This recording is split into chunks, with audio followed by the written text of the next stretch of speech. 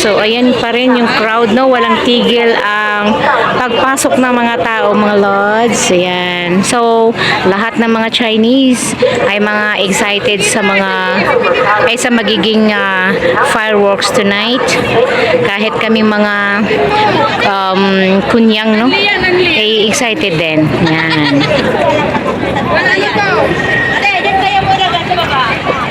結果，市場居嘅人士由於現場人多擠迫，並推從前方直線繼續向前行，請勿於公眾通道停留。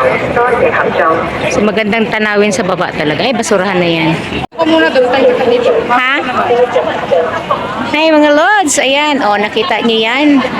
Ang daming nakaupo dito, no? Sa park. Waiting for the fireworks. Ayan. So, dito na lang kami, mga lods. At least makikita naman yung paglipad ng fireworks mamaya. Hindi na namin kailangan makipagsiksikan sa baba, no? Ganon din naman eh. So, dito na lang tayo kasi mamaya mahirap umuwi. Mapunong-puno ang MTR. So, yan lang, no, mga lods. Happy City Sai. Makakauwi ng late City Sai. Ayan.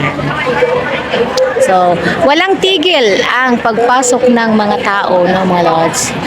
Itong nasa taas natin, mga lods, is sa government ito, no. So, government ito dito. Hong Kong government, no? I mean, office, yeah.